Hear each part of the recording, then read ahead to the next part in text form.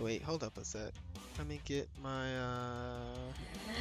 streaming set and let me turn down the audio of the game. You guys should be able to hear it fine because I've got it ducking out. But still, let's go ahead and get started. This is going to be the hopefully the beginning of a very interesting game. I'm your host, Sniper, and I'm here to present to you guys the Midwest Dota 2 League Season 10. This is going to be the Bronze Division. I think this is the lowest division. And we've got 4 Zoomers, 1 Millennial versus the Baboon Farmers. I actually have those names swapped. Let me go ahead and update those. So yeah, I've casted the Baboon Farmers before. They've got Snow. Actually, it looks like Camel Farmer is drafting for them. But yeah, they've got Snow on their team, and I've casted a lot of his teams in the past. But this time we've got them up against 4 Zoomers, 1 Millennial, who I have yet to cast at any point in time here. So we're gonna go ahead and get started. I'm actually very surprised at 4 Zoomers, 1 Millennials opening bans here. The Weaver is a very, very obvious ban, of course. Microfry's been playing that a whole bunch this season, and he's really good at it. So, very, very good to get rid of that. But I am absolutely baffled that they didn't want to get rid of the Sand King. Snow's Sand King is very well known throughout MD2L. So, I mean, I would have banned that immediately. Excuse me. For Baboon Farmers, I actually kind of agree with their bans. Nyx Assassin is very often played by Prasinium. And, it's Prasinism? It's Prasinism. I don't know. But yeah, the Spirit Breaker is also really commonly played around these days. But who knows? Maybe Snow will not choose to go for the Sand King. I don't know if it's bad or anything right now, but maybe they just don't want to go for it. They're also digging really deep into their reserve time for this here. We'll see if that ends up being a thing. And they actually end up going with the Outworld Destroyer here alongside the Ogre Magi. Now that is a combo I like to see. OD is, of course, a very high damage dealer with those pure damage right clicks. And, of course, the early game magic damage from the banish into the meteor hammer combo. So we'll see how they end up pairing up together. Should be pretty strong, but that does mean that they don't go for the Sand King, which I was looking for.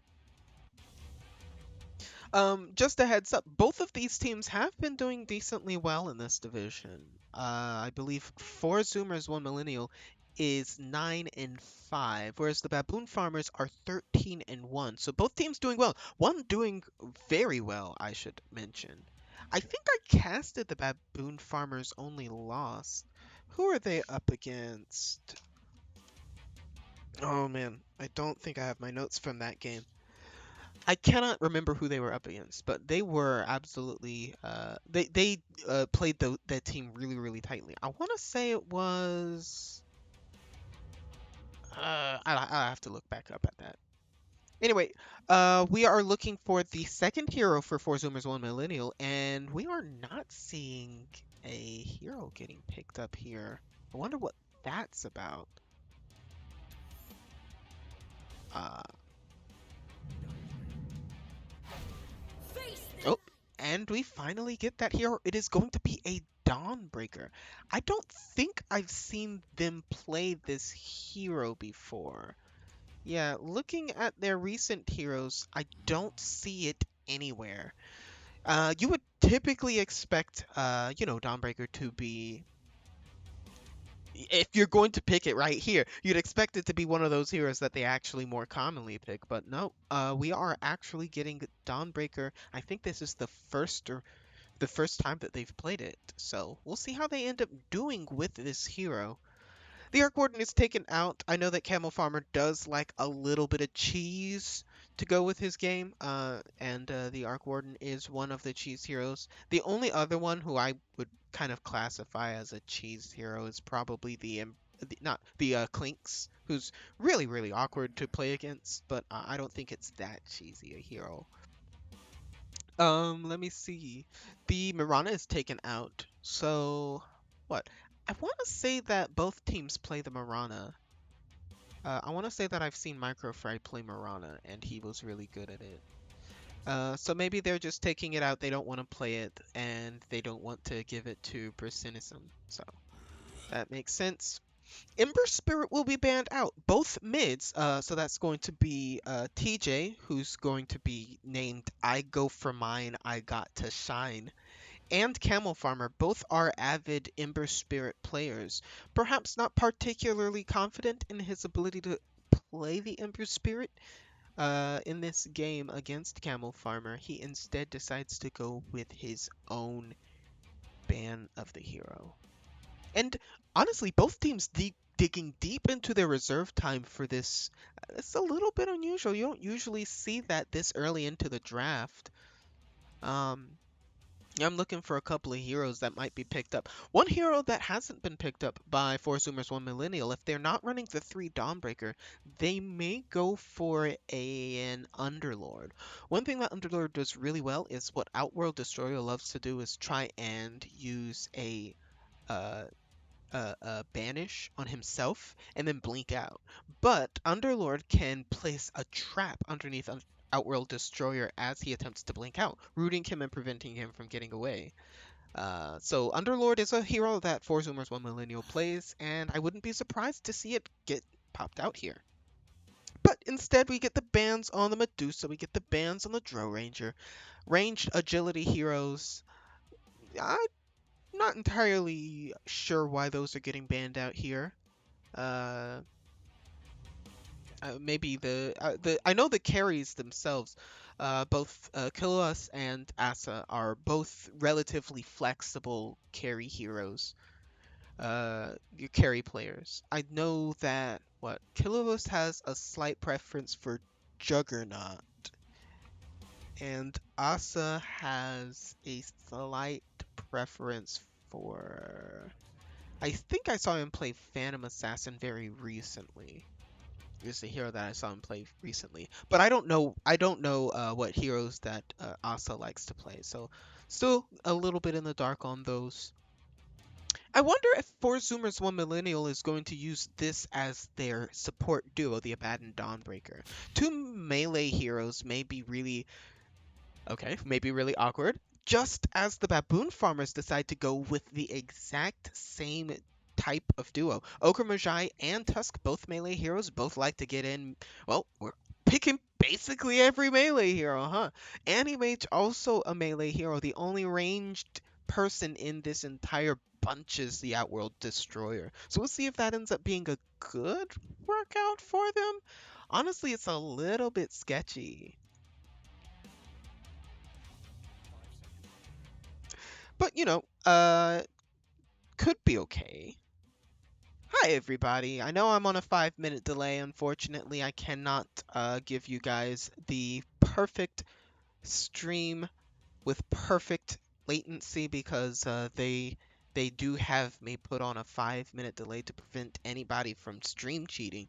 But I wanted to make sure to at least have you guys in the chat. I'm sure you guys will pop up on the side at some point in time and you can say hi then.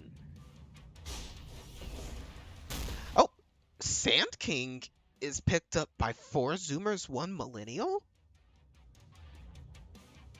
Okay. So here's the deal.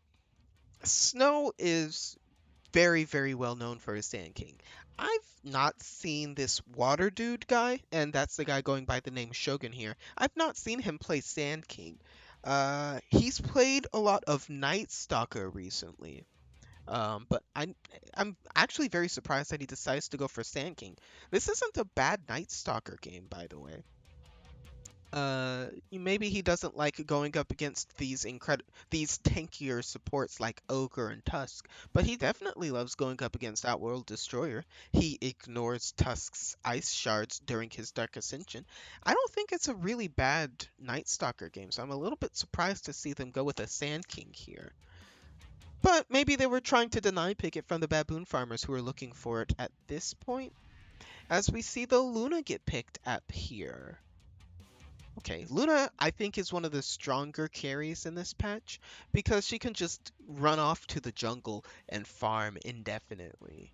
It's very, very difficult to yeah, it's very, very difficult to just kind of arrest her farm because you need specific sorts. You need to stun lock her. You need to actually figure out where she is. You need to chase her down. If she's got BKB, she's really fast. She deals a lot of damage, both outside of her ult and just with right clicks.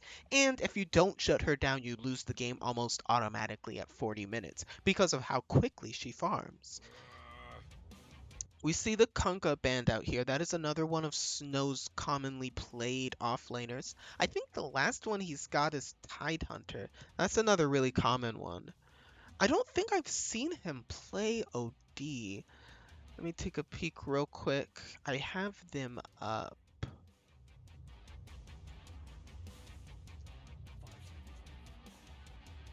Alright, so they do play OD occasionally. They last played it last week. And they played it offlane. Okay, so Snow will play this OD offlane if they want to. So that's something that Four Zoomers One Millennial may want to keep in the back of their mind. This may not be a mid OD. This might actually be an offlane one. And with the Ogre Magi kind of playing defense for him, it could be a relatively successful Outworld Destroyer offlane. What does Outworld Destroyer do against Abaddon? I suppose Abaddon just kind of has to soak a bunch of damage. The one benefit you have from Abaddon is that you can purge off the ignite damage. That's going to be a puck removed. And the quap remove. So Baboon farmers, I guess there isn't really a rhyme or reason to either of these bans here in the second phase, or in the third phase of bans. Because, Four Zoomers took out one snow hero and one camel farmer hero, although I don't think he's played Puck recently on the mid hero. And then the baboon farmers took out two mid heroes. Obviously, they'll have to. I guess I haven't seen TJ play any sort of big, sort of scary mid heroes. He doesn't play any of the scary ones. And Lita's not necessarily one of those super scary ones, although I think she works fine in this game here. Actually, I kind of like this as a Lina game, I'm not terrified of it, because she is very vulnerable and Tusk plus OD can destroy her. But thinking about it, she's follow-ups to Sand King stuns, saves from Abaddon. This isn't as bad a Lina game as they usually are, where if she gets gone on, she's immediately dead, or she has a little bit trouble landing her initial Light Strike array. I think this could be a really good Lina game. Follow-up stuns from Dawnbreaker. It's not bad.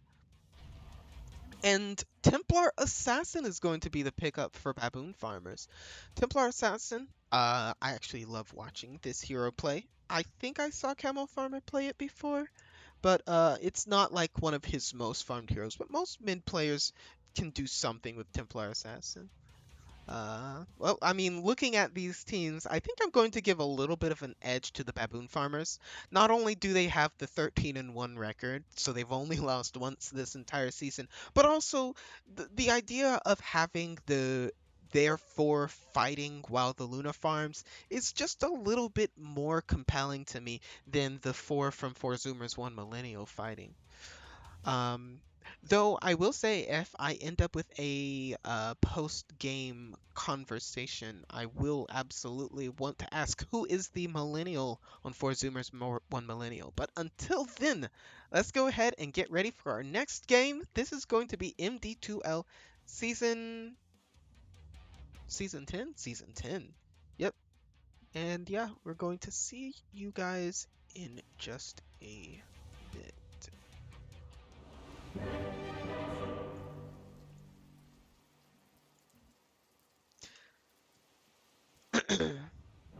All right. I'm going to go ahead and introduce these teams as soon as I can. So let's go ahead and get into the game.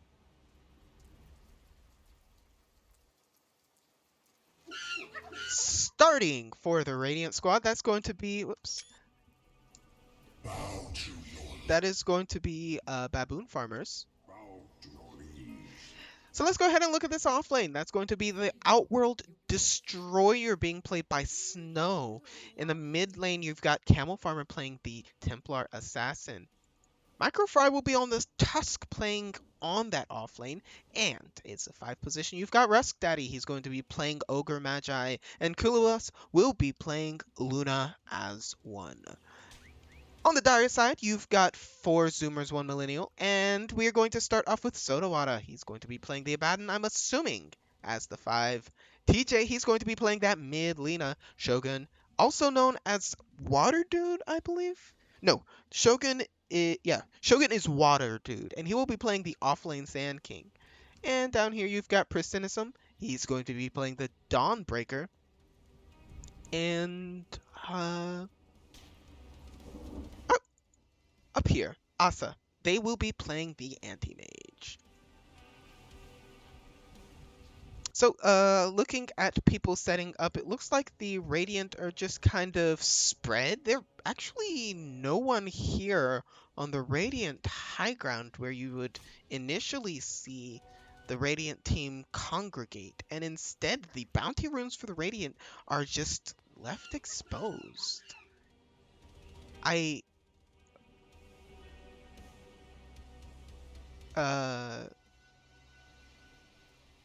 You have done a great service.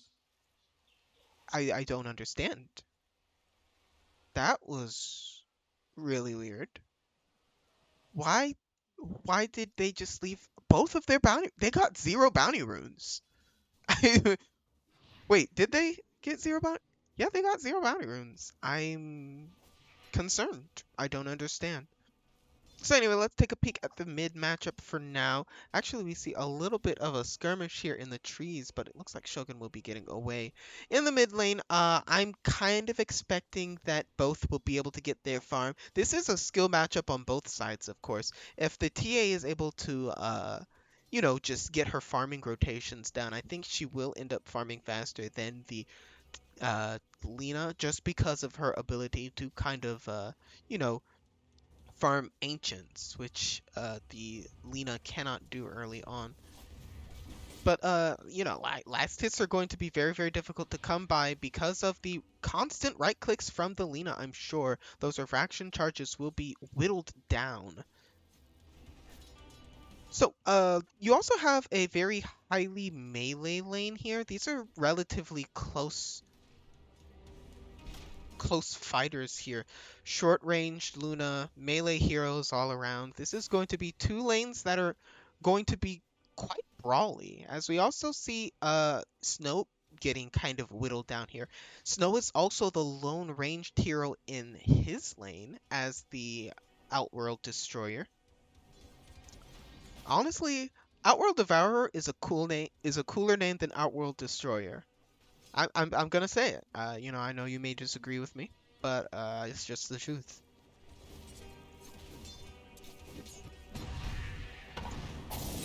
Yeah, I know I'm using my headset mic instead of my desk mic. I am intending to do that because I have to do that. It's complicated.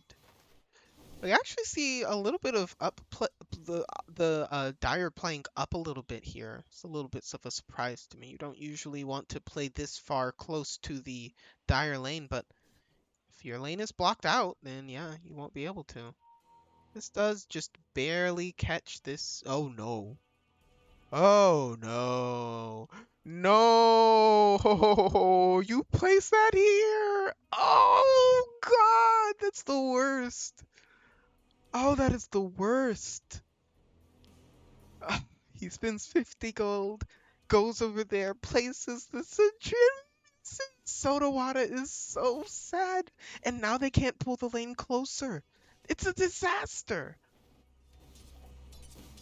Oh, wow. Anyway, we are still a little bit stuck here as, oh, actually we're seeing a lot of damage come out onto Sodawata as well. Maybe underestimating the amount of damage coming out from the Tusk combo. And he's going to be forced back a bit, as Asa does get some right clicks in, stealing all of Microfry's mana, of course. That is the Animage's job. You should have very low mana in the lane against the Animage if you're a melee hero, so... Actually, that's not that bad, because then you can, save your, Oh, he does get the deny. Really slick moves from Asa in order to make sure he gets the deny. Maybe a little bit of greed there. Oh my god, again! A crazy move happens. How do you just let him get... Oh, we see Sodawata actually getting caught out here. How do you just let them get your bounty runes like that?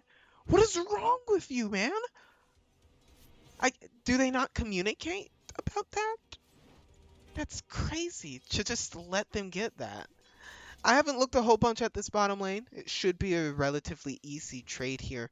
The Sentry battle, I think, was run by the Dire? Won by the Dire? Yeah, it looks like for Zoomers 1 Millennial is going to benefit a little bit more. Sand King actually uses the Sandstorm in order to avoid the damage from the Ignite. Not a bad decision. Also has the double bracer build. I'm not entirely sure I'm a huge fan of this one. And Precinism actually walked up really close to the lane in order to get that kill. Right clicks are coming in. Killis gets first blood. And a tip comes out from Rusk Daddy. Oh yeah, they are liking that. As we also see a little bit of Microfy getting chased out around here. Oh, another tip also comes out from Killis. Perhaps they are thinking Precinism is the weak link being able to be tipped out of the game. But we'll see how that ends up going out, as Microfry actually has mana here. Does avoid getting the proc on the curse first from Sodawata, but now turns around. Oh my god, the Mirror Shield! Or that's not Mirror Shield, the Counter Spell being used on Snow in order to secure the uh, banish onto the Outworld Destroyer, and the blink over by Asa. The shield also coming out from Sodawata. That's going to be a lot of damage onto Microfry. The burst on the shield might be enough in order to get the kill on Microfry, but no, the banish comes out onto the anti-mage, meaning that he will not actually proc that explosion until after he comes out. That's really smart use of the Astral Imprisonment by Snow. I guess the downside is because he only has the 1 point in Essence Flux, he does not have sufficient mana in order to continually use that. Actually completely out of mana right now, so that's unfortunate for him. And so far, despite the lanes being a little bit, you know... Oh! The courier gets just killed here.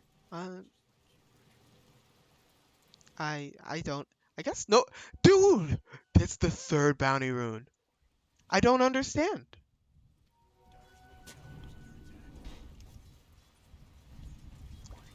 I don't get it. They're your bounty runes. They're not... I'm going to look at the mid lane. What's the matchup like? We've got a relatively even matchup. TJ has more denies. And I'm sure a lot of those are actually jungle creeps for camo farmers. So I'm going to assume that TJ is actually having the better of it in this lane here. Probably just a slight technical advantage for TJ here. As we also see, I just barely caught that. Yes, I did. I'm not lying. Sure. But yeah, the Sand King ends up falling again, and once again, Persinisim gets tipped. I have no idea why they're focusing all of their tips on Persinisim, but they are definitely happy to focus them that way. Killua's a little bit low on HP, but does not look like the last hits are going to be significantly affected. Actually, how many points does he have? 2 points in the Lucent Beam. Actually, it goes the 2-2-2 build. As we see a huge fight coming out onto the top lane, the Meteor Hammer combo lands. We also get a kill into the bottom lane, into the mid lane as well, as Camel Farmer just runs down TJ. A kill in every single lane going the way of Baboon Farmers. And this sort of exemplifies the exact sorts of things that this team has done in order to be the top of their division. You know, you look at their you look at their players and you might say, oh, they're good, but I have no idea how they're 18-1. Well, this is how they do it. Pressure you in every single lane. They don't want to lose a lane. They want to win every single lane, and they will put in the effort to do that. As Microfry walks over, they could seriously put a damper on TJ's game as Precinism dies once again in the bottom lane, but the rotation onto TJ is successful. Camel Farmer getting the kill. And now Sodawata, he's isolated here in the mid lane, not able to get the kill, but still forcing people out of this mid lane, and every single lane simultaneously crumbling for 4 Zoomers, 1 Millennial. This is exactly the thing they wanted to avoid. And now, since the Lina can't TP back to mid for another 40 seconds, Precinism decides to bring himself over in order to take advantage of that farm.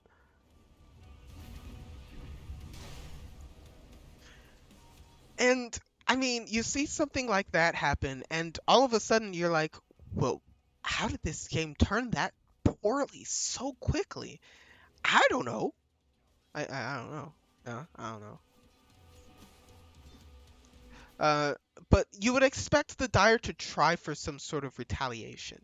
You know, I would think, where is the carry for the Radiant? Can I kill them? No? Maybe I can go and... Who's the most vulnerable hero on their team? Probably the TA. Oh my god, TJ! He returns to the mid lane! Oh! That's slide! Oh, the side blade straight through him! That was crazy! That was the best ranged side blades I've seen since Waga's last stream. Man, that was crazy. And Microfry, of course, continuing to rotate onto this mid lane, making the Lina's day absolutely miserable. It's you know, it's great to see Shogun just... Or it's great to see Camel Farmer just absolutely crap on these people. Let's take a peek at these net worth charts, and you can see the top 3 being held by the cores from the Radiant. Really nice job by the Radiant so far. Snow, is alone, has been alone in this lane for a while now. Getting right clicked from the anti-mage, and that massive mana pool will end up being his undoing. Mana Void finishing him off, and finally, on the board are 4 Zoomers, 1 Millennial. But is it too much? Is it too late? Who knows? As Camel Farmer continues to have quite a bit of success here in this lane. Still has the 5 charges here. The trap lands. TJ is getting chased down. Has no stun. TD available for Camel Farmer, and he just gets shredded. Ah, you hate to see it if you're a fan of the other team, but oh man, that was crazy. And at this point, you're trying to figure out this is damage control. You're not trying to win the lane anymore. You're just trying to say, can my Lina not feed for the rest of the game? Because that's what you have to try to. That's what this is going to be. The Lina dropping below the Outworld Devourer, Outworld Destroyer, Obsidian Devourer. What's his name? Speaking of which, whatever his name is, he ends up taking the tier 1 tower top. That's going to be the first tower of the game, thanks to that handy dandy meteor hammer. And it looks like they are rotating through the dire jungle. There is a little bit of a vision there, so they will be able to see him. But Microfry once again rotates onto the mid lane, sees TJ, does barely miss the ice shards. But now they've got some eyes on the anti-mage. They may force him to blink away. At the very least, they are disrupting his farm. And once again, this is the issue. The people from Radiant are just scarier to deal with than the heroes from the Dire 4v4. And actually, they have an eye on Asa. Meteor. Oh, he saw them. What? Huh? Wait, how does he know? How did he see? What? What was that? He didn't know. He was just moving. He didn't know. That was beyond crazy. How did he do that? Persinism is visible in this mid lane. Actually, we see a smoke rotation here from TJ and Sodawata heading towards this Radiant jungle. But while they end up messing around in the Radiant jungle, the mid tier 1 tower, quite possibly the most important tower for the Dire, falls. And now they've lost complete control over this top half of the map. Look at the vision from Radiant here as Persinism gets chased down. That fully charged trap, the punch comes out, and no matter how tanky you are, that's going to be a death. That's going to be the Dawnbreaker taking yet another spill. No tips yet, but I can't imagine we'll be absent those tips for a little bit longer. Rust Daddy left alone here in the bottom lane trying to soak some experience, but will be caught out by Shogun. Has no way to get out and probably will be sacrificing his life for the greater good. Not entirely sure what greater good they were looking for. The tip comes out. Oh, what? Wait, that's your team. Dude. That's strays from the same shade, man. What are you doing? You tipped your homie. What is that?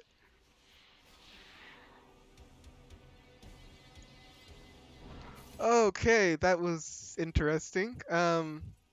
Asa, recognizing that his jungle is completely and totally undefendable, will instead rotate to the bottom half of the map, and I think that's a really good decision here, especially considering the strengths that the anti-mage has. You know, the extreme mobility. It won't be trivial to kill him.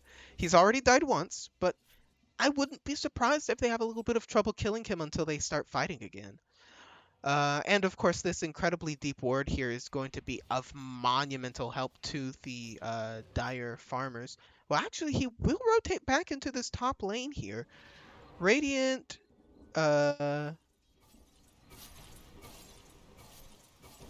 Radiant do not see that. Okay, just making sure. Radiant do not see that. Actually, we see a D-ward attempt from Sodawata. Does get caught out a little bit by Microfry here. And the ward attempt will be successful. He gets rid of the ward and he stays here. Microfry is actually a little bit isolated from the rest of his team, so if he ends up getting caught out here, as he does, Asa finding him, the roll away from Precinism will also attempt to use the shards. The blink from Asa gets him on top, trying to waste their time, I guess, because there's not really a way out of this. Still walking away, but the Man of Void will secure another kill. 2 kills on the side of Asa. You know, that's actually pretty good for your Anti-Mage. He is the most farmed hero on the Dire, though he is still noticeably behind the two farming cores on the Radiant. He's going to need to find a way to improve that, of course. Camel Farmer here in the last tier 1 tower for the Dire. Mm. Oh, I actually see a little bit of an invis from Snow here. He knows he cannot get the kill on Sodawata. That is one of the great things about playing a support Abaddon. People will see you and say, not worth my time. Because of the borrowed time. Click that spell, you're just invincible for however many seconds. 4, 5, 6. It's really nice, but I guess the downside to it is your melee support who doesn't really provide much in the way of damage or disable. Precinism used already the hammer throw, so she's just going to be completely exposed there. I'm not entirely sure if that was an intentional move from her to kind of sacrifice to push the lane out. Maybe wasn't expecting there to be 3. But this is the part of the game where you'll slow down just a little bit. But let's go ahead and go through some key items. Now we've already identified there is the Meteor Hammer on Snow. He also has a Blink Dagger, so he will be able to use the Blink Initiation as he does here. Maybe trying to test the waters, see if the Dire squad... Oh! The smoke comes out from the Dire. They immediately see Rest Daddy, who instead walks away. Just does a walkie walk. Oh, but in comes Water Dude. Water Dude shows up, but because there is no stun, Snow is able to use his spells. Actually gets the Meteor Hammer onto the Sand King after getting absolutely obliterated by TJ. But in comes Killwitch, who's able to get all of the damage in. Camel Farmer also seeing the Lina, she gets found out. Is stun available? They will be able to use the stun in order to cancel the TP from Sodawata. Tries to turn onto Rust Daddy. That's not going to be successful. Triple kill from Camel Farmer. And that's going to be 4 dead already on the side of 4 Zoomers, 1 Millenial. That's not a good start here. It's looking kind of bad. The only person who's having a really decent game is this anti-mage, who, by the way, already has the Battle Fury and is really close to that Manta style. Probably only 2 minutes off. A 20-minute Manta style is nothing to scoff at. But you're going to start taking pressure onto your tier 2 tower. The Manta style is up for the Luna, almost BKB, heading for the BKB. You've got the Dragonlance Desolator up on the Templar Assassin, heading for the Aghanim Scepter.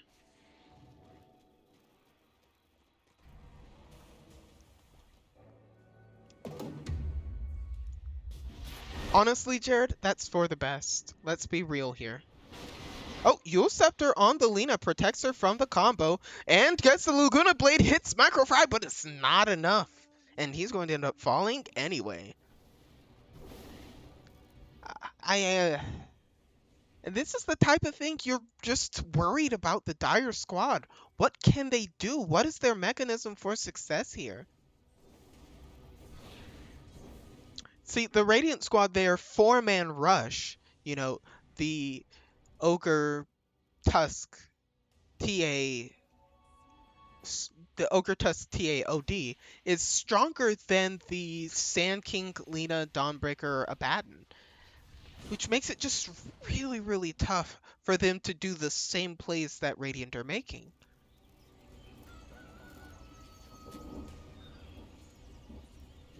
I mean, maybe we'll be able to find something out. I mean, it looks really hard, as we do see another banish onto, this time it's Sodawata. They will not be able to get the stun here, actually. They will not be able to get the kill here, actually. Sodawata is quite strong for a support because of that extra life he's got from the borrowed time. Not the ideal hero to go against as the Radiant squad. Now, when did Templar Assassin get Roche? I don't remember. I know they did get Roche. Like, I saw the Aegis in the inventory. I didn't hear Roche get done, you know? And now Roche is expired.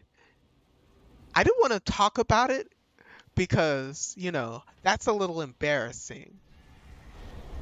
Oh, get another banish here.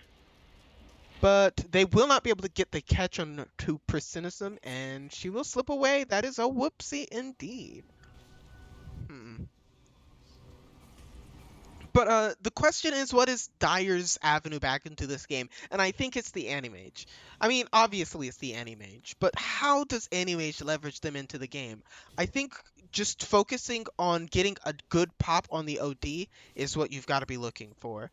At this point, you can't fight the Luna, you can't fight the TA, they do too much damage and you'll die. But this OD with 2k mana makes a really nice mana void target. So if you can get Manta style and just wail on him for, 5 seconds, you might be able to turn this game. Snow is standing under an observer ward. Oh, Epicenter comes out. Oh, Water Dude is so upset about that. I can guarantee you that. And now the shards come out. They try to get a little bit of vision on the high ground. They cannot do so.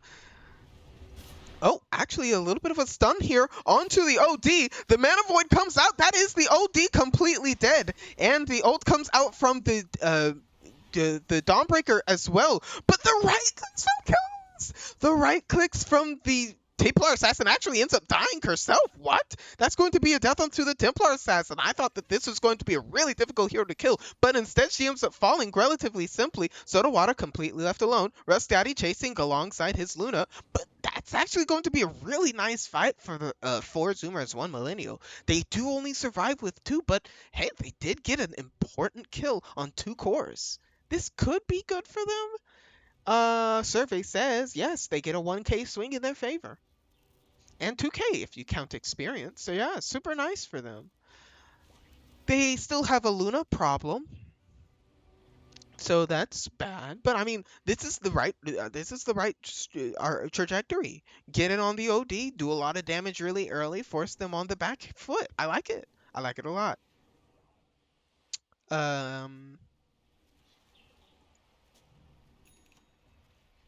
I don't know. I don't think Philosopher's Stone is what I would pick for the OD, but okay. Like, he still has a shovel. What neutrals dropped for them? The Brigand's Blade and the Essence Ring are available. Oh, you've got the Celestial Hammer thrown out there by Precinism. Probably don't want to let Radiant just idly do Roshan yet. So we will instead see them walk around a little bit, trying to avoid things. There's a little bit of a D-ward coming out, but the counter D-ward comes out. They are a little bit afraid of Snow. They actually don't have vision of him. But he catches vision of the rest of their heroes. Microfry gets completely and totally exposed here. Actually gets the roll away. The Light Striker rate is not successful, but the right clicks come out from the AM. Oh, on the back lines, we see the Luna just absolutely destroy the Lina. They finally get the kill on the Tusk, but at the same time, they were just doing Roche. Oh, that's what they were doing. That's why I didn't see the Roche, because it's totally free. Uh-oh, here comes the Anti-Mage, getting a huge amount of damage for Cynicism, trying to keep himself alive. Right clicks coming out from Sodawata and from Asa, but it's not enough. Killua is just man-fighting the 3 of them, and the stun comes out onto the Dawnbreaker. That's a full 5-man wipe. Buyback from Water Dude is not going to swing that fight as Killua gets 3. Ooh, that is terrible for them. And, I mean, you're just looking at these fights going off. The Luna just snuck in the back lines, took out the Lina immediately. She had 0 impact in the game. And that's where you're looking for your Abaddon to try and save her. But they were already going for the kill on the Tusk. They were so far away. I wonder if this is the coordination between them, or if there's something else that needs to be seen. Yes, I did. No, the AM should not have gone anything more useful than Battle Fury, and I'll tell you why. Because this game cannot be won by fighting them. A- After you went 7-0 super early on in the game can't be won just by fighting. You can't fight your way out of that. So instead, you have to farm your way out of it. You have to do something to prevent the enemy team from just snowballing completely out of control with no backup. Oh, they get the Meteor Hammer combo onto Shogun. He's actually lots of right-click damage coming out onto Camel Farmer. Does have the Aegis, so it's not that big a deal. Especially so. Oh, they actually get rid of the trap, but she does have another one right here that she can use in order to return to the fight. So that's not so bad. Uh, but you know that Aghanim Scepter is just super broken. Honestly, I think it's really really strong and probably needs to be adjusted just because of how abusable it is. uh y- Shogun actually continues to stay, super far up here. Camel Farmer does not clear out the creep wave, actually getting her refraction charges whittled down every single time, but the charge comes out onto the Lina. Lina absolutely destroyed by the Dawnbreak through the Dawnbreaker ult. Actually, onto the backlines once again. You see the AM doing the smart thing, getting into the backlines, making sure he gets the kill onto the correct heroes. That means the OD is completely gone, and it's just the two cores remaining for the Radiant. Disarm comes out onto the Luna, not able to get that purged off. There is no way to purge that off. TJ getting right clicked down, uses the Yule Scepter in order to protect her, but the stun comes out, so she won't be able to. Asa jumping back into the fight, but takes a lot of damage, gets silenced up. Shogun already bought back. That's actually Water Dude. Shogun is in his name. I don't know why he's tagged up as that, but I don't care because now the course from the Radiant are seeing a little bit more confidence to try and move up a little bit. They do know there is a sentry here, but they can't do anything about it because they're cores and they don't buy sentries. Sentries? I'm a core. Where's my money? Where's my last hits? Where's my support? Uh, but because they don't have a sentry down, this Sand King was able to burn through the refraction charges of the TA in that fight. And, you know, you do die back on both the Dawnbreaker and the Lina, but you did protect your entire lane of barracks. There was zero damage there. That's your name.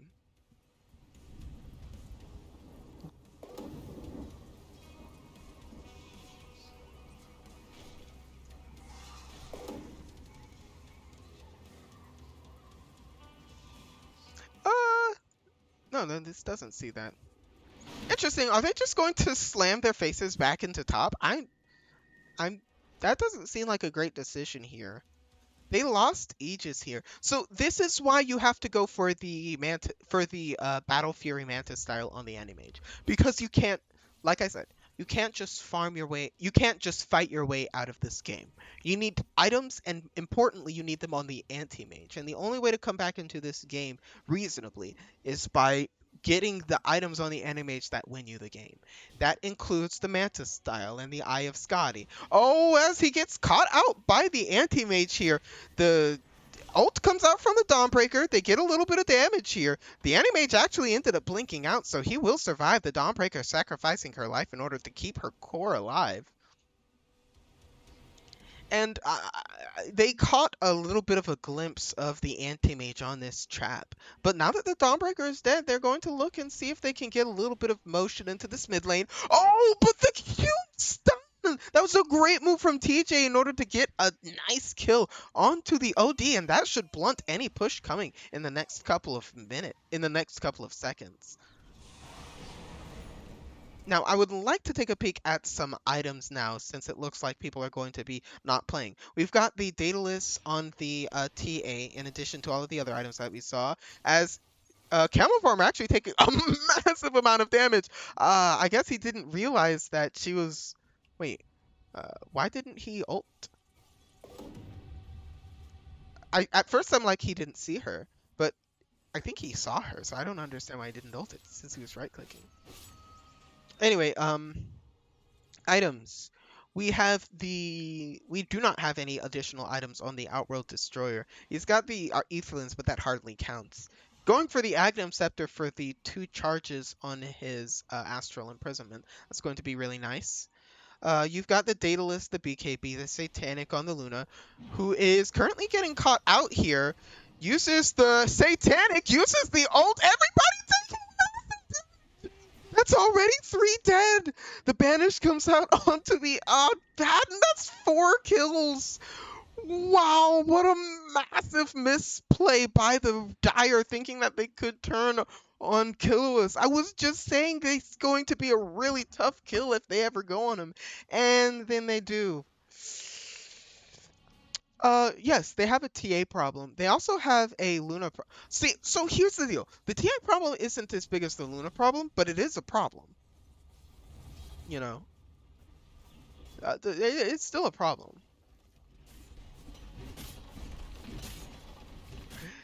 Don't tell me. Oh my god, he still has the shovel. This could be the end of the game, by the way. I know I'm not commentating this. I'm pretty sure the game's just over, though. They are right-clicking here. There's a banish that came out onto the Dawnbreaker, but yeah, they're hitting they're hitting the Ancient. There's no glyph. GG is called. That's gonna be the end of game 1. Whew. That ended very quickly. Ah.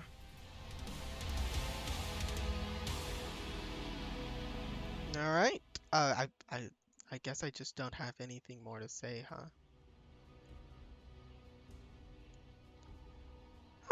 I mean, like, they got kind of Luna'd, basically, you know. The issue that happens when you pick and play Luna.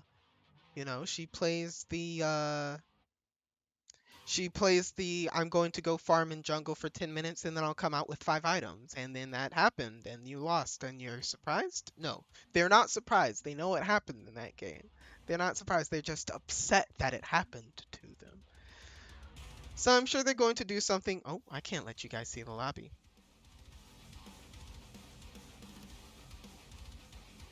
There we go. Y'all can look at my face while I go ahead and go into this lobby real quick.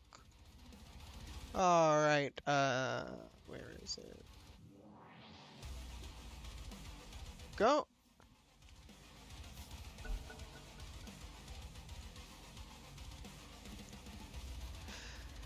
But yeah, I mean, I'm looking at this game here, and it was very obvious they were going to have to do something about the Luna. I made a point of it early on in the game, or I made a point of it early on in the draft as soon as the Luna was picked.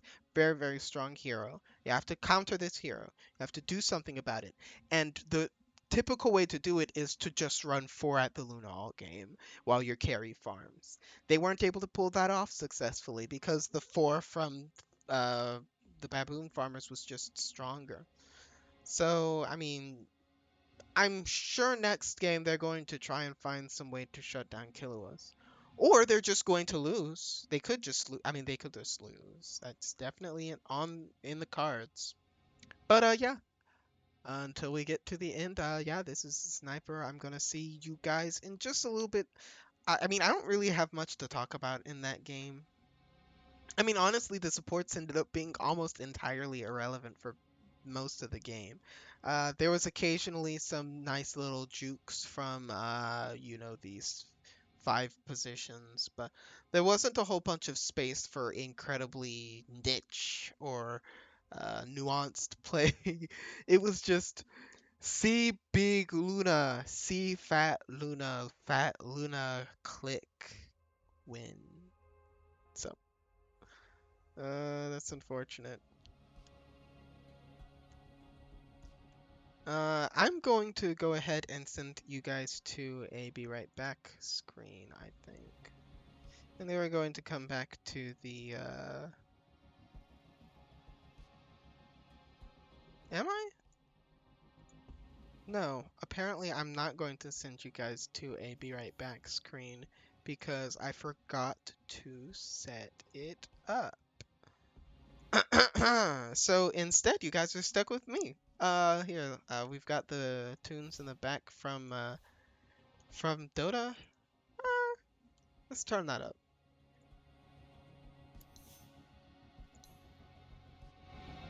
Yeah, there we go. Now, fortunately for me, it'll just duck entirely the music so that you guys can get to see me.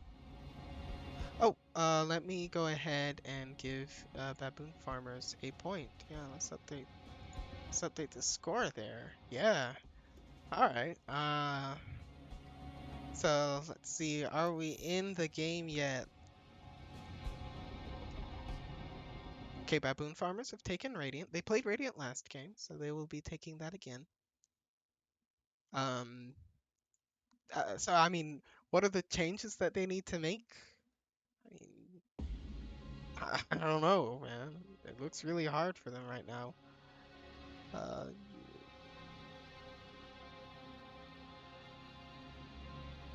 well, what if so what so the problem that they had was they couldn't assail the Luna's farm because their 4v4 was worse. So what if they just pick like even better team fighters, you know? Yeah, I think they could definitely do that.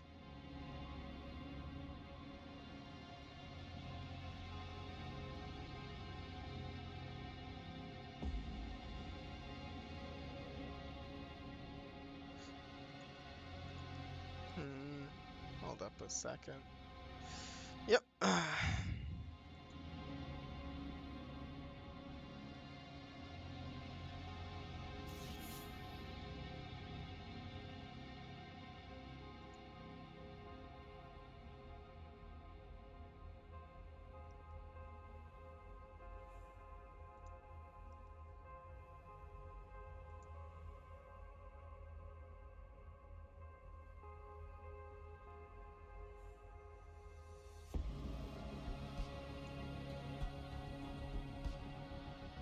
I don't even know these people.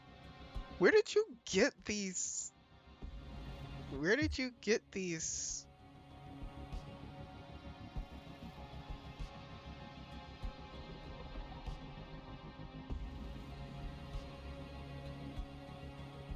I'm so confused. Like, where did you get these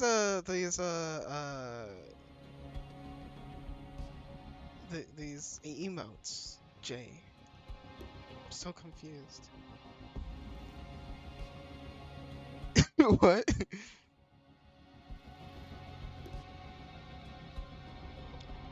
Apparently somebody was playing Tarkov in the middle of their game. I don't understand that.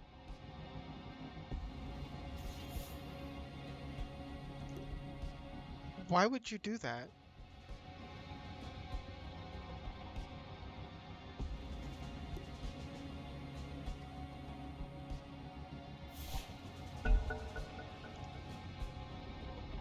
Actually, so we're going to get into the draft again. So let's go ahead and head into the draft.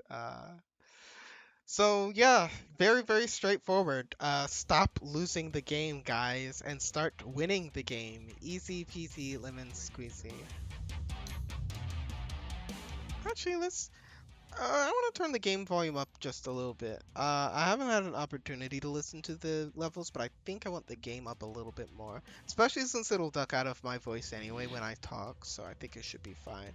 If you guys have a little bit of trouble with the game audio being too loud, I will actually increase the noise so that you guys are forced to hear it more. Uh, because I'm vindictive. But yep, the OD is immediately banned here. I don't think the OD was the problem there. You know, I think it was very much so the ability to fight was the problem. We actually see Bane picked out here. Who was the hero that they picked out before? Because they did take out the Nyx assassin in game 1. I think the other hero that they banned out was Spirit Breaker. Yep. Yeah, they banned Spirit Breaker and Nyx Assassin because they were afraid that the other team was going to first pick Spirit Breaker. And I can guarantee you Snow is going to be playing that Spirit Breaker. If they first picked his hero last game, they're going to first pick his hero again this game. When I first started playing Dota, I really, really liked Spirit Breaker. Nowadays, it's really hard for me to play him because I don't know how deep you can go in, and I always end up dying too fast and too early, but whatever. Jakiro's picked up. That is a classic Sodawata hero, I believe. That's not bad. For Zoomers, one Millennial will definitely want a little bit more team fight as well, and I think Jakiro does a decent job of that. Great in lane, decent damage during team fights, lots of control with Ice Path as well. I think he's a fine pick here. I actually really, really like the hero. And we'll see if that ends up working out for them. Uh,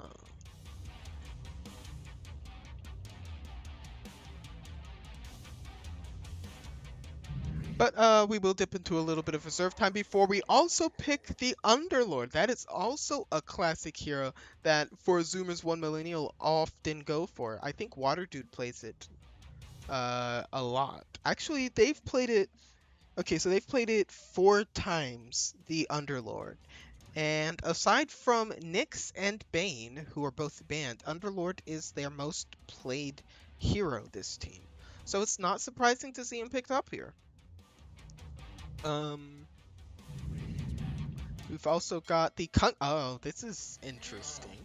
So Spirit Breaker I thought was going to be the Snow hero, but Kunkka is one of Snow's most played heroes, so I'm pretty sure he's going to be playing that. Yeah, I don't know. Kunkka seems so out of place to me in Dota, you know? He's like this dude in a Buccaneers suit.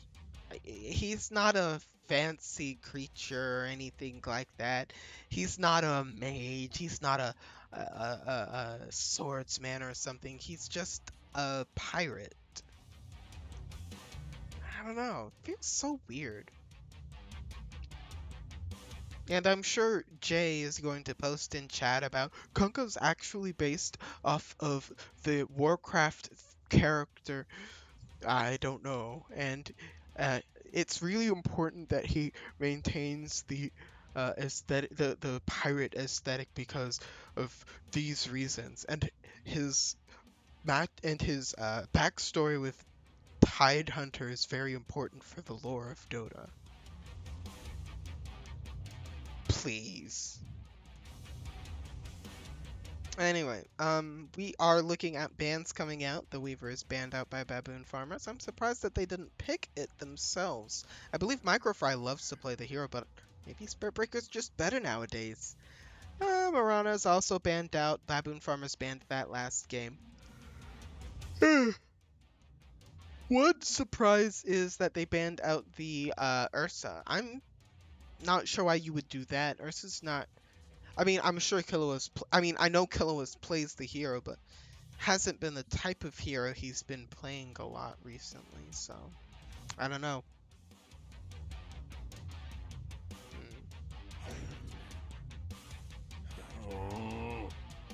I wonder what is the top text of the meme that 4Zoomers 1 Millennial has as their banner?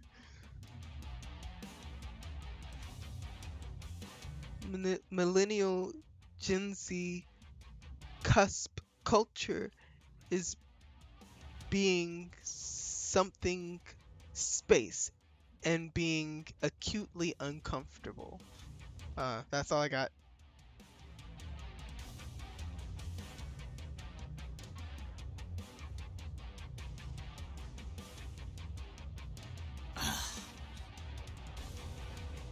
It's actually funny because I was not a huge fan of Disney Channel. Cartoon Network and Nickelodeon were more my jam.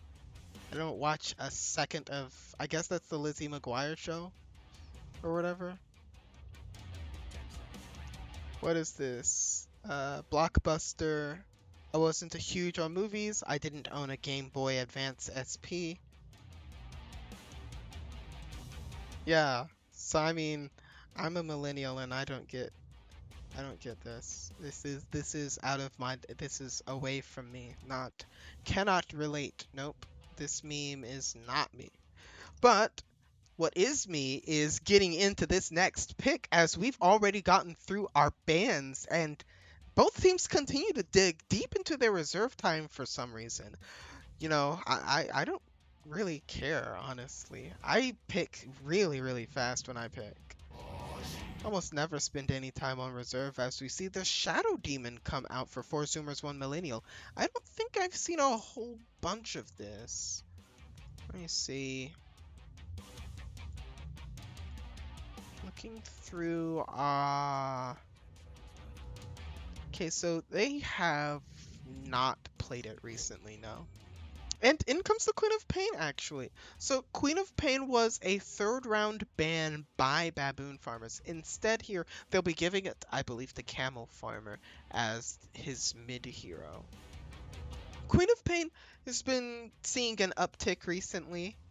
I think a little bit of it has to do with how easy it is to play mid, because now that the dagger gives you a HP regen over time, you don't have to worry about all you have to worry about is your mana. You don't really have to worry about HP unless you're getting bursted down. She has a really favorable matchup against a couple of other flavor of the month mids. So she's just really nice, and she invalidates bad mid heroes. You can't play an off meta mid hero against Queen of Pain because of how much damage she can put out in the mid lane. She just daggers you, and you have to walk away from the lane or get killed. So I really like the Queen of Pain pick here. As we see, oh, Io gets picked up. Now, this is a Rusk Daddy hero. Very few fives in amateur leagues are willing to pull out Wisp in an actual game. But I did note this. The Rusk Daddy can pick this Wisp hero, almost exclusively as a 5. I'm not entirely sure what carry they will be pairing it with, and that's apparently going to be left up to mystery until the last pick here. Actually, they will have to pick before 4 Zoomers 1 Millennial. Hmm.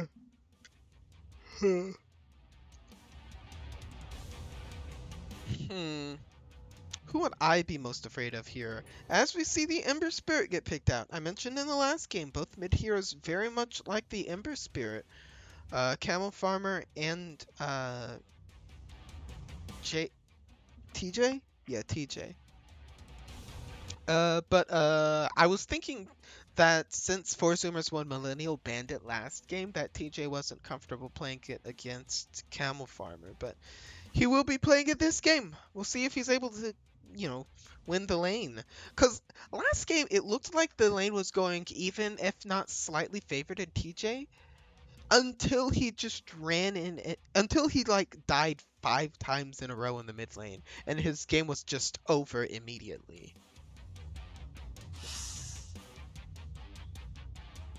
Medusa banned out. Is that who I would pair with the Wisp? Nah, I wouldn't have done that. I'm trying to think. I would pick Luna again, actually. That's what I would pick. Oh, shh. Just as I say that. You ban him out. Yeah. But yeah, I would have picked the Luna. But they did not do that here. Alright. We are looking for another ban here out from the Radiant. These people love to use their reserve time. I don't understand. I want to get into the game. I hate watching these, timers tick down. Come on, pick a hero. Boo. Nah, but seriously, ban a hero. Dude. Anti-mage? Okay, I'll give it to him. I also played a really good anti-mage that last game. I think that he did get caught out maybe once or twice, but that's just the nature of playing anti-mage. You have to play super aggressively when you're losing. So, he didn't really have much of a choice there. Oh. And the gyrocopter gets banned out here. I heard a little bit surprised to see that hero get banned out. So let me think. Cores that you would pair against the Underlord. Since the Ursa's banned out, I would pick Lifestealer.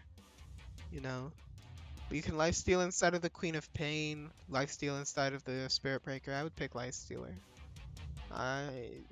He's a good Wisp combo. You know, he's got some disables to help him out. The Monkey King instead will be the pick here. Ah, this is a this is a hero that Killwas plays a lot, but I don't like the IO Monkey King as a carry combo. Mostly because I don't think that they have any sort of great combo. You know, uh, I don't know. But so here's the deal. What I think of when I think of Wisp is somebody who prefers to get lots of right clicks in, but doesn't have any additional mobility to help them close the gap. And Monkey King doesn't need any help closing the gap, or doesn't and doesn't need to like get massive amounts of right clicks in. Well, I guess he does have the Jingu Mastery, but nowadays I was thinking that Monkey Kings would go the Echo Saber in order to get those.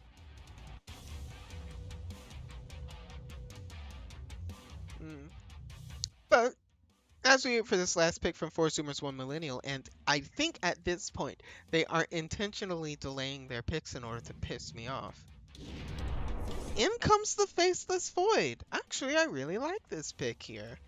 You've got a little bit to dump in there. The Jakira, the Underlord, the Ember Spirit. It's really good against the Queen of Pain and Monkey King. You can't Spirit Breaker disable it. The only thing that you can do is you can relocate people out of the void. So that's a little bit scary. Ooh, we've got a couple of Arcanas out here. Okay, so we've got the IO Arcana. We've got the Queen of Pain Arcana.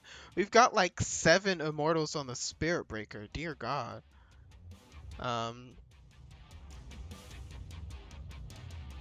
Precinism has literally no cosmetics. So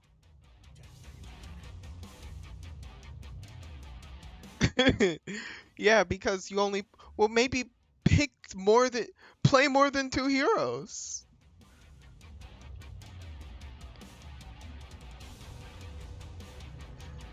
But yeah, let's see how these games end up going up, because I think we're going to head into the first. We're going to head into game 2 of MD2L Season 10. This is going to be the Baboon Farmers versus 4 Zoomers 1 Millennials. I mean, who do you guys have?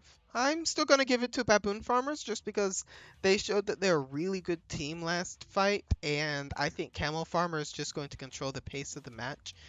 Like when you're up against a Queen of Pain, the last thing you want to do is pick somebody like a Shadow Demon who just kind of gets run at and killed by the Queen of Pain. Especially after 20 minutes and she has Shard. She just blinks on him and he dies. You know? And I think that the Ember Spirit just is going to lose mid to the Queen of Pain. So they're going to have basically infinite damage to dump into him.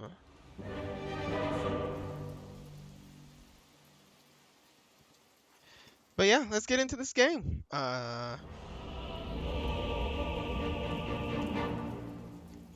So let's go ahead and introduce these teams. So on the Radiant side, you've got a pause. You used all of your reserve time and then you pause?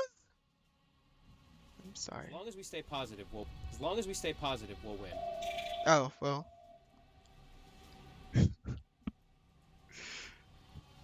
I'm not going to do anything until you come back.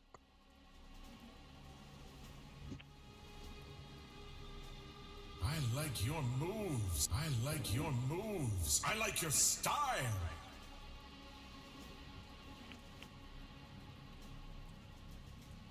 You want me to cast your game? Stay at the game.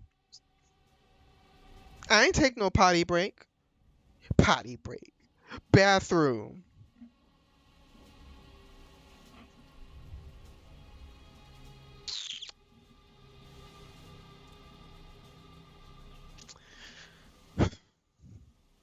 I suppose I could talk about the game.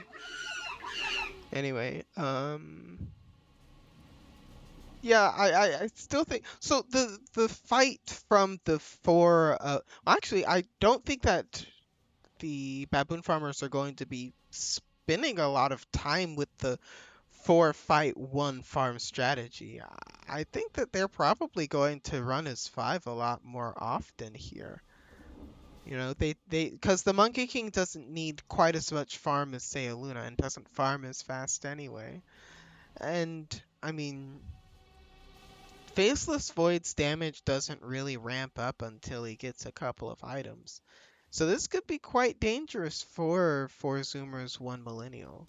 I think the saving grace is going to have to be, well, first of all, the Ember Spirit's ability to win mid, which I think is difficult. I think that's a winning matchup for Quap.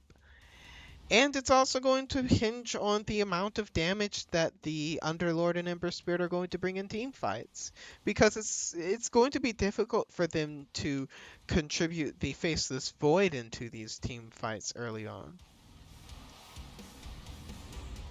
Alright, this was the team that said that they've got a dude playing Tarkov.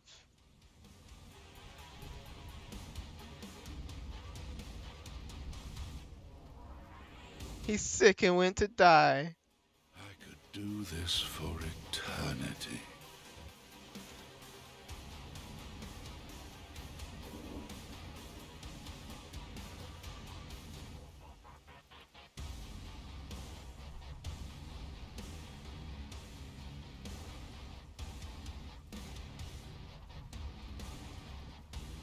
No!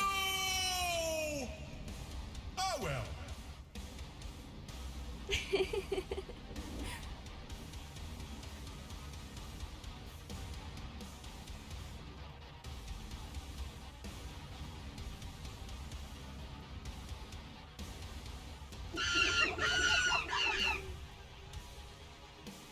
Isn't it magical, Papa?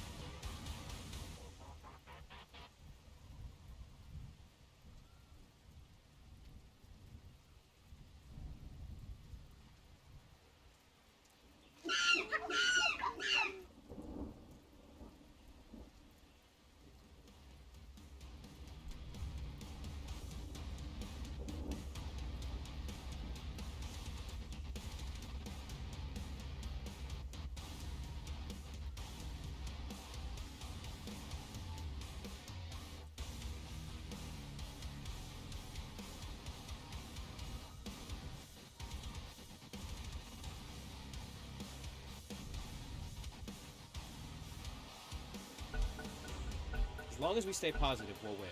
As long as we stay positive, we'll win. I like your moves. I like your style.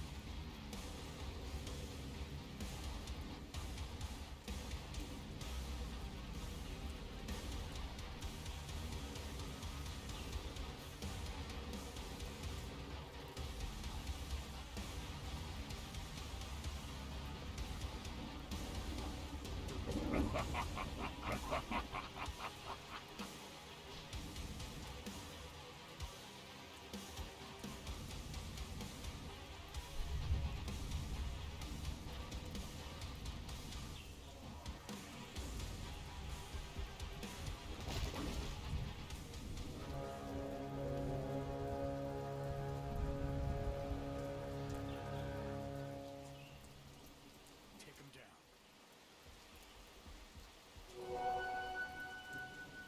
Oh, I am pumped here! Do not thank.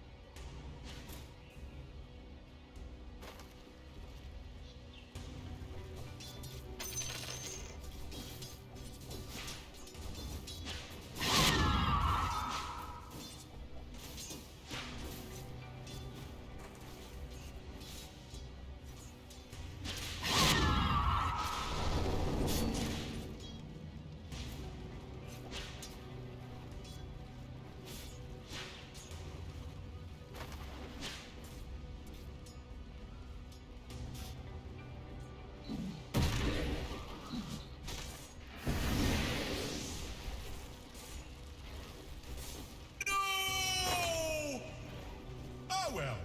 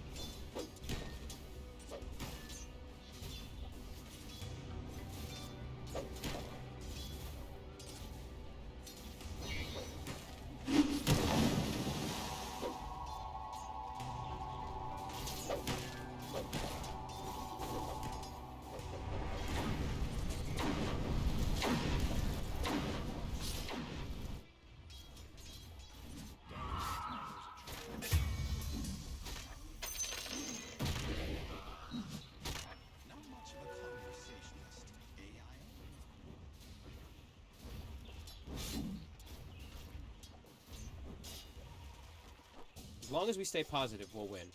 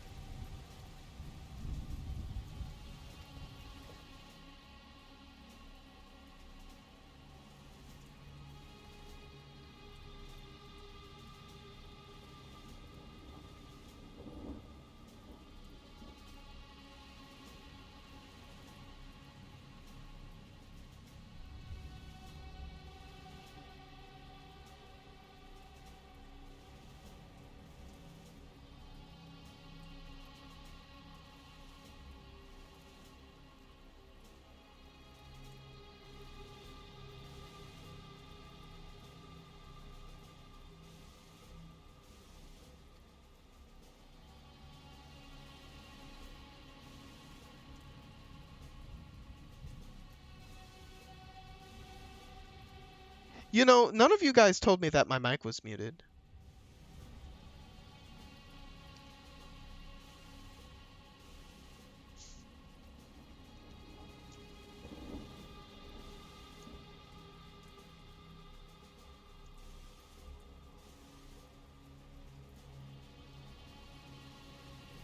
My mic continues to get muted and unmuted, so I think it's because I have a hotkey that's firing. I'm gonna need to figure out what that hotkey is.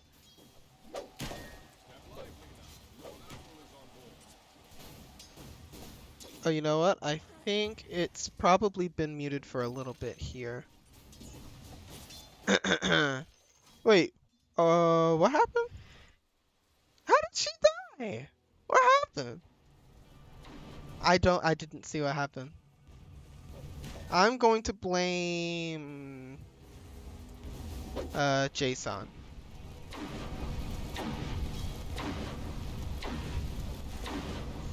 But it does seem like we're getting a co-op rotation here into the bottom lane. And that's going to be probably a kill onto the Persinism here. Will they be able to get a follow-up kill onto the OD? Probably. Underlord? Probably not. But still not a bad decision to try and make a rotation. They're actually doing really well in these lanes, and this is exactly what I wanted to see from the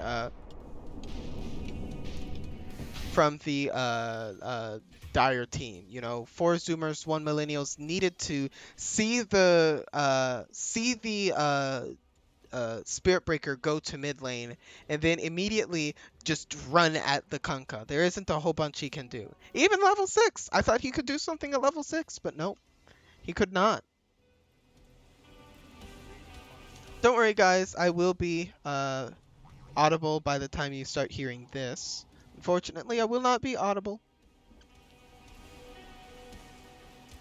So we will see how things go up. They did end up getting the Underlord there, diving under the tower there. Persinism was not able to run in and do anything about that.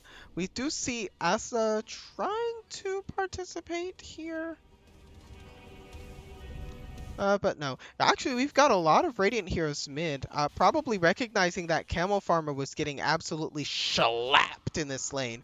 So he needs a little bit of help. Like, he's 2 levels behind TJ. TJ absolutely killing it with this hero. I don't know why they banned this hero in game 1. TJ's absolutely destroying him with this, you know? Should have picked him this hero earlier. It looks like we do see the co-op rotate towards the top lane here. It's not gonna be able to grab the actually it does have just enough for both Blink and Sonic Wave. Oh my god, he dropped it! Charge comes in from Microfry. How do you miss that? That is the easiest combo to land. Doesn't backtrack the damage of the Scream, but man, that was a terrible job. Oh, that's a disaster. And now you see the Dire heroes in the mid lane, in the bot lane here. Looks like the Monkey King is in a little bit of trouble. Has a few Jingu stacks up, but he will not be able to pick them back up before he ends up falling. Rust Daddy trying to avoid the damage. Will have a tethered target, the Microfry, showing up just in the nick of time in order to save him. Do see the Kunkka also taking a little bit of damage here, but he has the armlet. That's just him doing his thing. The DD Quap is here as well. Probably looking for a way to kill TJ. I don't know how you do it without Sonic Wave.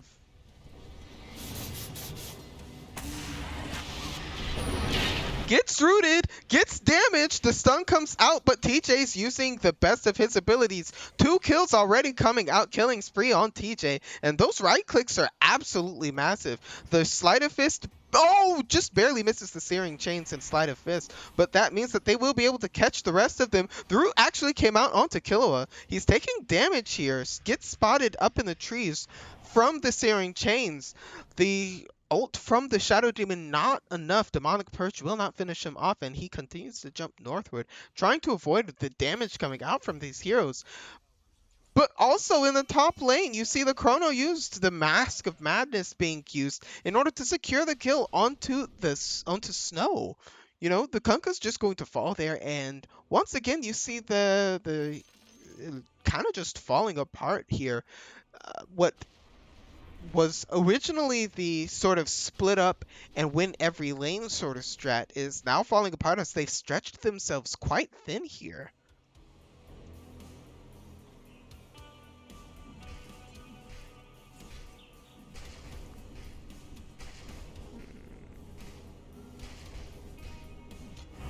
We do see the Underlord ult come out into the bottom lane. It looks like Persinism will be left alone here.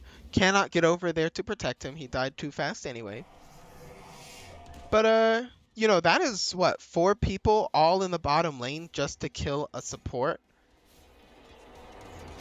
That doesn't seem like a very good look. Especially with how much HP it costs you. Like, look at how poor they are, you know? I guess the Camel Farmer isn't having the worst game, but still it's going really, really poorly. And now the Ember Spirit has a Haste Rune. I just saw that. Camel Farmer looking really, really scary here. Tries to get back all the way under the tier 3. It's not enough. Forces back. The X comes out. Does have the Sleight of Fist, so he will be able to dodge. Haste Rune gets him away. And that's really, really bad here when your Ember Spirit is able to dive a tier 3 tower in order to kill the Quap. And at the same time, the bottom tower for the Radiant is going. Oof, Baboon Farmer's looking really rough this game. Great moves, great adjustments by 4 Zoomers. They're really bringing the fight to Baboon Farmers, and it's not looking pretty.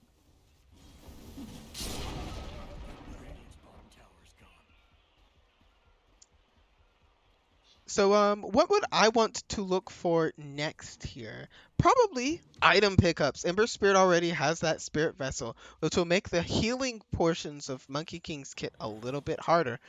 The Orb of Corrosion was picked up by the Monkey King. He will be going for a Maelstrom sooner rather than later.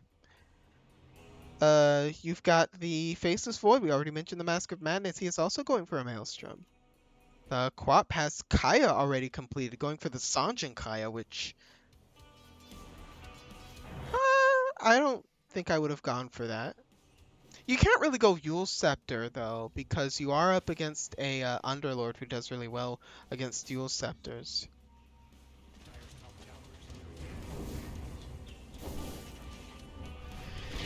Rotations coming into the top lane. The Atos is already complete onto Water Dude, so he's able to get massive amounts of damage onto Camel Farmer. The ult was about to come out. Sonic Wave, however, is not in time as she gets killed too early. Microfry getting hit with those time dilations, not able to run away from the Faceless Void. He will also find his end. Monkey King getting relocated back to the base, barely survives, but Rust Daddy will be forced to relocate back here into the top lane. Will he be able to find somebody to save him? Does not look like it. X comes out onto TJ, gets rooted, gets hit. Atos comes out instead onto Snow. Both Snow and Rust Daddy are getting rooted here. Snow will be the first to fall. Rust Daddy also getting forced away. Time dilation coming out onto Rust Daddy. That is all 5 of them killed, I think. Except, of course, for the Monkey King, who was relocated into the bottom lane instead. And at this point, you've got to be really scared here for these. You got to be really scared here. Like, what options do they have in order to stay alive here at this point, you know? I don't know. It looks really, really bad here for the Radiant. There's not like an easy way to get back into this game. Last game you had a Luna, for instance, who could, you know, farm you back into the game if you ended up falling behind. This game, the Monkey King doesn't do that. You know, your team fight is fine early, but as the game goes on, oh, what an amazing disruption by the Shadow Demon. Oh, they cancel the disruption. Chronosphere comes out. Right clicks are coming out. They will start to focus onto the Wisp. It's not enough damage, actually, as the Spirit Breaker ult comes out onto the Faceless Void. He gets forced away. The Kunkka is going to be the first to fall because of the attacks from the Shadow Demon. Monkey King is trying to get away here, did have the ult in the back, which was able to finish off the Shadow Demon. But of course, that's not going to be a super huge kill here. Killua is trying to basically run for his life. Faceless Void doesn't know that he's there. And perhaps emboldened by his survival, Killua will maybe be able to slip away. Let's see, what's he looking for? Yeah, he will TP away. None the wiser. You know, you don't have high ground vision of these trees. That's one of my least favorite things as a support. You don't have high ground vision there. As the root comes out onto the IO, the root pit combo is actually really annoying. But yeah, it's not that bad. Actually has a salve here. Could use it in order to keep his Monkey King nice and healthy. You actually are seeing a little bit of a rotation here. TJ and Water Dude are running into the Radiant jungle. TJ will use this opportunity to farm. He gets an eye onto Snow, who then immediately walks away. I guess was a little bit afraid of somebody coming up. Brasinism actually will find the Shadow Demon here. Root comes out as well, maybe trying to get a little bit of a charge here, but actually can't. Right clicks are coming out. Shadow Demon Demonic Purge ends up finishing him off. That's really, really good. You know, you would usually expect a little bit more being required, but nah, it was just the disruption into the root. And I did mention that combo before. That is not a bad combo, and it seems to be doing, you know, it seems to be paying dividends here to have it available. Honestly, this might be even a more complete control of the game than even Baboon Farmers had in game 1. As we see the blink come out onto Sodawata, then the stun comes out. They are able to finish off the Sodawata. Jakiro will fall. Top tower can't quite be taken. They don't have the strength to tank the tower right now. And they don't have excessive tower damage either. So while tier 2 tower bottom gets pressured, you know, they're not even able to pressure the tier 1 top. And so things are looking, you know, continually disruptive for the Radiant. You know, I'm not entirely sure what Baboon Farmers can do at this point.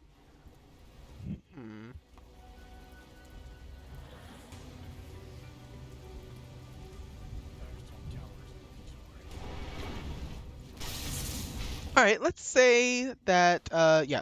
Okay, that sucks. You know, he just denied a tower. You guys could have gotten that tower. Microfight is farming this bottom lane here. Now the question is, how much do you want to risk to farm this area right here? Because you have to risk something in order to farm it, you know? You can't just sit there and not farm it, but you also can't, okay, we do see a charge come out, Persinism. The root also lands. The X marks was attempted to use, but I don't think that that's going to be enough. The stun comes out into Microfry, but they will be able to slip away. Ember Spirit does try and poke a little bit. I'm actually surprised that he decided to join up with this fight. Another Maelstrom is also completed by this team. That's 3 Maelstroms in this game. 1 on the Ember Spirit, 1 on the Monkey King, and 1 on the Faceless Void. Faceless Void will be going for BKB next. I like that decision. Honestly, you'll see TJ force Rust Daddy away from the Monkey King, who ends up getting hit with the root here. Completely destroyed. And another root comes out, forcing the Kunkka to damage. Wow, so many roots! And then the stun follow-up relocate happens just in time. Really timely play from Rust Daddy. Of course, that is going to leave the Wisp dead here. As the root comes out, a toast stun. Searing Chains will finish him off by Precinism. And honestly, you know, this game is really spiraling out of control. It's 20 minutes now. Shards are available. I expect the Quap to immediately purchase hers. She really needs it, actually.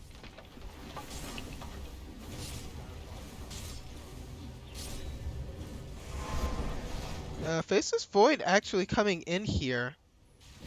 The Kunkka died on the bottom side. And there dies the Spirit Breaker. This is starting to look really suspect here. They have vision actually of Killua here. They instead don't want to take advantage of it.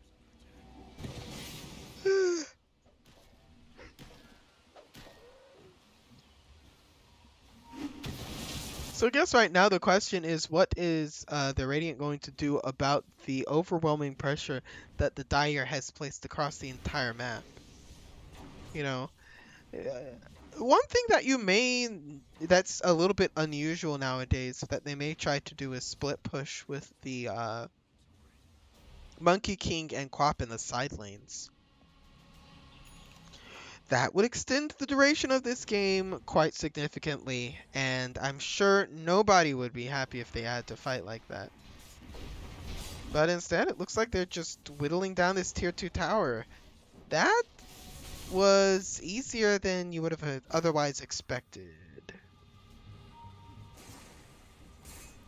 And now, you do see a little bit of rotation here into the Radiant jungle. You do see the split push into the side lanes. Monkey King here in the top, Quap here in the bot. This is the type of thing you expect, but instead they walk right into Roche, making sure that they take advantage of their positioning here.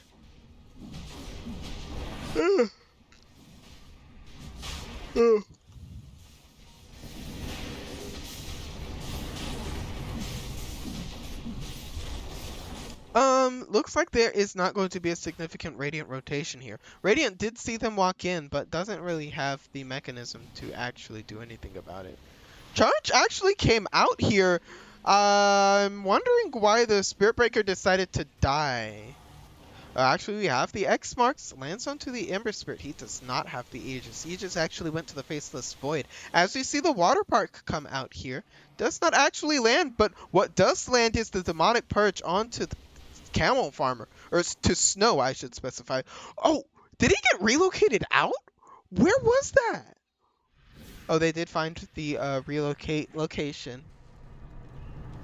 They will be able to finish him off here. It's unfortunate. But he did save him. But the high ground push will be very painful here. They are wasting 0 time. They want this game over. And they're doing it too. 116 damage from Atrophy Aura is looking really nice here. For those of you who don't know, Underlord continually has an aura that reduces the amount of damage that the opponent deals from their base damage. He also gains damage for each unit that's been killed. He gains a bonus tick of damage as well for when a hero is killed. That can cause his right-click damage to increase massively. As Kanka just dies under his tier 4s, nothing is going the way of the Radiant, and honestly, this could be completely it. What a turnaround from 4Zoomers 1 Millenial. You know, from getting essentially stomped in game 1 to stomping in game 2, I have to give it to them. This is a very impressive turnaround. This is I love it. I love it. You know, this is the type of thing you love to see. A team seeing their issues and adapting to it. Now, what did they change? I don't know. I don't adapt. I'm too stubborn. So I don't know what they changed. Well, I think they made it a focus to help TJ a little bit more in lane. But I think TJ's just had a better mid matchup. You know, I was under the impression that this was a winning matchup for Quap. Clearly, it's not. So, I mean, yeah. They actually have quite a ways. The creeps are all the way back here. And they had Precinism push the wave in, so it's not going to be close anytime soon. They do have really deep vision here in the triangle. But I think that they may just focus on getting the tier 2 tower and then turning that into another high ground push. They do see TJ chasing down Snow here. The X marks, really good sleight of fist in order to dodge the attack. But he does not have a remnant that's far away. Instead, we'll just turn onto Rusk Daddy, forces him away. The ult from the Underlord comes out, forcing the TP out from Camel Farmer. The BKB TP out, I should specify. Asa gets the Chronosphere, starts hitting the Monkey King, realizes he has a million armor, doesn't even matter, punches through it anyway, and that's 3 killed already. No buyback on either of the cores that are dead. This game is looking harder and harder. As a matter of fact, I wouldn't be surprised if on this next high ground push, the game just ends here. There's still a minute left on Aegis. It's gonna be really scary.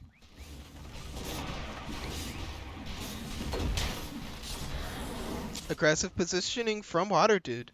He's definitely sitting down here. I mean, you don't even see the Radiant anywhere near here. GG's called! That's gonna be it. Snow puts the kibosh on the whole thing, and that's going to be a 1-1 exchange. 4 Zoomers, 1 Millennial will end up taking game 2.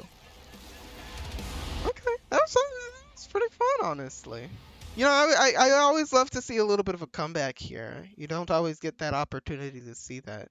So that's also going to be only their 2nd loss this entire season. Baboon Farmers are now 14-2, I believe, whereas 4 Zoomers, 1 Millennial end up going to 10-6.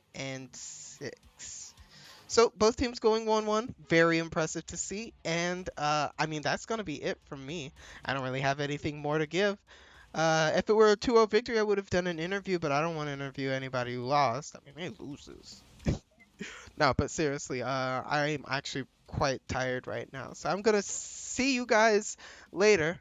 This has been MD2L Season 10. These guys have been doing it for 10 seasons. And this has been impressive every single time. So you guys, make sure you guys keep watching. Join the Discord. I'm sure there's a website somewhere. Move to Peoria. I don't know. Yeah, do whatever you can. Support MD2L. And yeah, I'll see you guys later. Bye.